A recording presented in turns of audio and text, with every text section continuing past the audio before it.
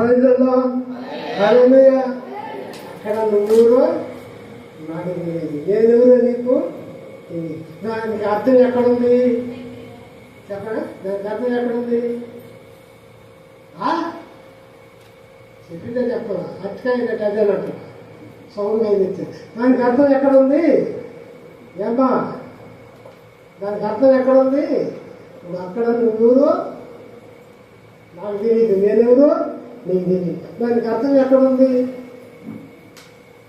చెప్పాలి. మౌనం పట్టాలని ఏడు సల్లారిపోతాడు. ఈ మజ్జిగి దంసపు నిమ్మకాయలు ద్రాక్ష రసం రాగి సంగటి ఉపవాసంలో కొంతగా బుద్ధిగా పోస్తారు. వెతికినట్టు పక్కన పాప ఒకరు కూడా ఇడ్లీ తింటారా అందుకనే తెచ్చారు పాప.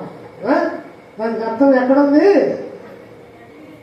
ప్రభువా ప్రభువా నిన్ను తలుపు తట్టాడు చూడు. తలుపు తట్టినప్పుడు ప్రభు ఏమన్నాడు? ప్రభు చేతి కూడానే బాప్తిసం ఇచ్చాడు. ప్రభు చేతి కూడానే స్వస్థపరిచాడు 10 మందిని. 10 మందిలో 5 వెనక్కి చిక్కిపోయినప్పుడు ఏమన్నారు? ప్రభు ప్రభు అన్నప్పుడు తలుపు కడకొచ్చి ఏమన్నాడు ఆయన?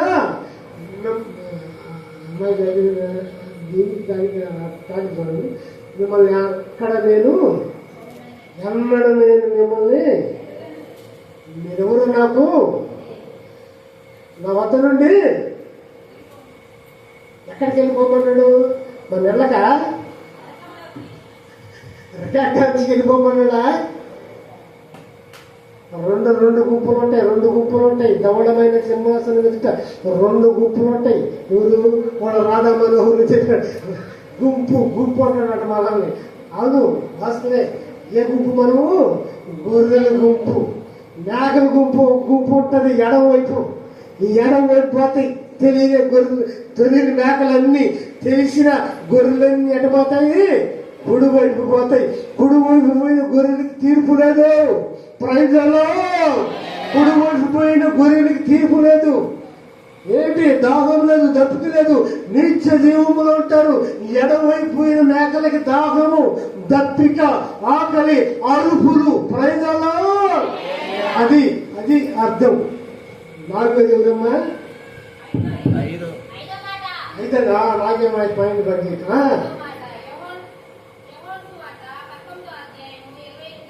నిదానంగా చదువు అందరొద్దు. యేసు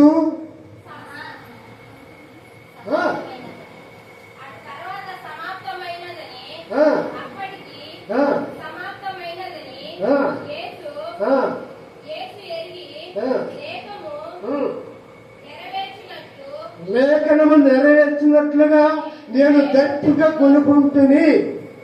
అర్థమా? కూర్చో. ఏంటి?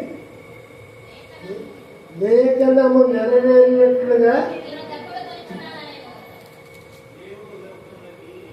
దేవుడు లేఖనము నెరవేరినట్లుగా ఆయన గట్టిగా పొందుతున్నాడంటే అర్థం ఏంటి? ఆయన మరణము తొందరలోనే ఆయన వద్ద నుండి దేవుడు ఆత్మ ఆ దేహం నుండి తొందరగా బయటికి వీడడానికి సిద్ధంగా ఉందని అర్థం. ఆ ఆత్మ ఏంటండి? ఆయన శ్వాసలో ఉన్నవాళ్ళు ఏమంటారమ్మా? మణి చచ్చిపోకపోతే ఏమంటారమ్మా? ఆ అమ్మ ఈ అమ్మ మనసానే ఉండి ఊరన్నా దూరం నుంచి నీళ్ళు పోసినప్పుడు చచ్చిపోయినట్టు గురిగా ఆ పిల్ల కోసం కాసుకోండి నీ ప్రాణం కొట్టలాడతా అంటారా అందరూ?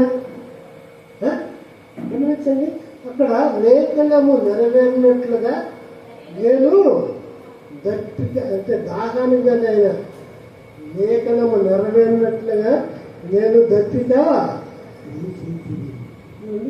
దేవుడు లేఖనము చెప్పాడు కదా. నేను చనిపోతాను అది ఆదివారం చెప్పుకున్నాను. చనిపోతాను అంటే ఒకరన్నా నమ్మేదా? ప్రజలా ఒక్కరైనా నమ్మేదా? నమ్మదా? మరి ఎవరు నమ్మారు? సరేనా? యేసుప్రభు చనిపోతానన్నప్పుడు ఎవరు నమ్మారు? అన్నీ నమ్మారు. ఎందుకని? ఇతను చనిపోతాడు, తిరిగి పునరుద్ధారుడయ్యి రాస్తాడు. ఎందుకంటే చూస్తున్నారు కదా, గుడ్డోడిని చూపించాడు, గుడ్డోడిని నడిపించాడు, మోగోళ్ళు మాట్లాడించాడు, మరణంలో ఉన్న వాళ్ళని లేపాడని చూస్తున్నారు. యేసు ప్రభు చూసే కార్యాలు వీళ్ళు చూస్తున్నారు. అయినా ప్రయోజనం ఉందా? వెనకాడ లేదు. మరి ఐదోది లేదా ఆరోజు నీ వెనకనే ఉందా?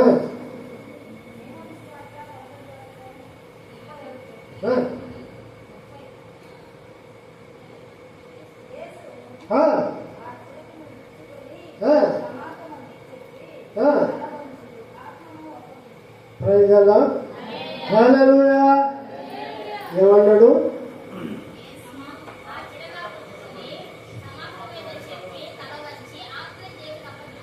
శరణం అంటే ఏంది? అది ఏంది? అదే ఏంది? ఏది శరణంటే ఏ పిల్లకాయ పాసాలు అనలేవా? దాహం అన్నప్పుడు ఏం చేశారు? పిల్లకాయ పాస పోసి తడిపి ఆయన నోటికాయ పెట్టాడు. అప్పుడు దానికి యేసు ప్రభు ఏమన్నాడు? చెప్పండి, యేసు ప్రభు ఏమన్నాడు? ఆ పిల్లకని ఆయన ఆగాడే లేదా అన్న ఏమన్నాడమ్మా? దానికి ఏమన్నాడు? బాయ్ ఏమన్నాడు? దానికి మాట అది ఏమన్నాడు యేసు ప్రభు?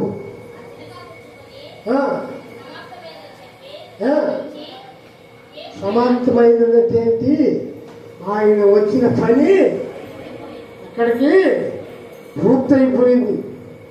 తిరిగి మరలా లేస్తాడు, 40 దినములు ప్రకటిస్తాడు. అది కాదు, అక్కడికి ఆయన అప్పచెప్పిన పని పూర్తయిపోయింది. మరి ఆయన పూర్తయిపోయిన దాకా వాళ్ళు ఎన్ని ఇబ్బందులు పెట్టినా కోప్పడ్డా? మరి దేశించాడా? మరి ఏడ్చాడా? మరి ఆయన ఏడ్చింది ఎక్కడ? ఆయన కన్నీళ్ళు ఏడ్చింది ఎక్కడ? కొండ మీద ప్రార్థన చేస్తూ, తండ్రి ఈ శీతమైతే ఈ గిన్నె నా వద్ద నుండి, అక్కడ కన్నీళ్ళు విడిచాడు. శరీరంలో ఉన్న చెవటంతా నేల మీద పడేటట్టు ప్రార్థన చేసేది. అక్కడ 7 దూరు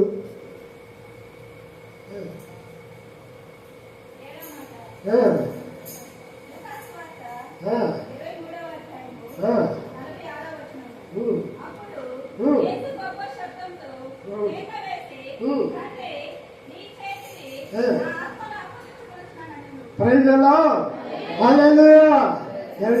పెద్ద కేకేసి, ఆ కేకేసినప్పుడు ఏమైందన్నా?